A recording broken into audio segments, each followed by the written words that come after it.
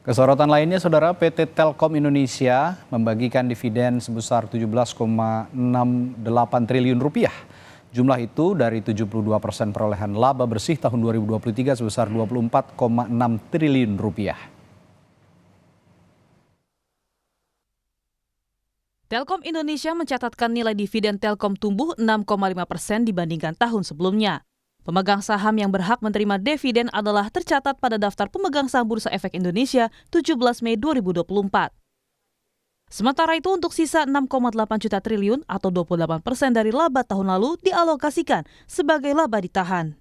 Sepanjang tahun 2023, Telkom Indonesia memiliki kinerja positif dengan laba bersih 18,3% dari tahun sebelumnya, yaitu 24,6 triliun rupiah. Nah itu kemudian juga ada beberapa sumber kebutuhan lainnya, data center, B2B service. Memang sekarang mungkin data center skalanya lebih kecil, tapi kita harapkan dia juga akan menyumbang kontribusi cukup besar. Di samping B2B juga akan terus kita perkuat. Kita harapkan itu juga akan cukup besar secara absolutnya, mungkin masih relatif kecil untuk skala Telkom ya.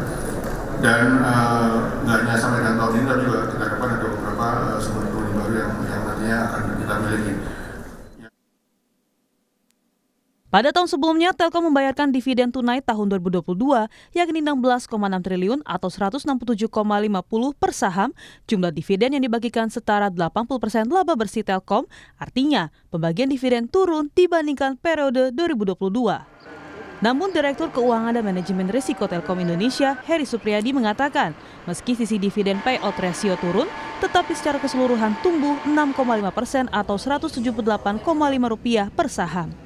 Rupiah per sahamnya itu meningkat tahun lalu walaupun 80% itu sekitar Rp167.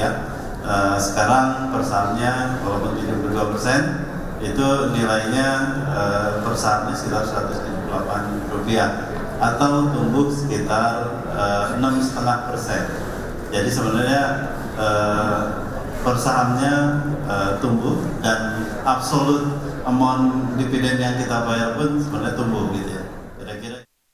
Telkom Indonesia mencatat kinerja keuangan positif sepanjang 2023. Pendapatan konsolidasi mencapai Rp149,2 triliun.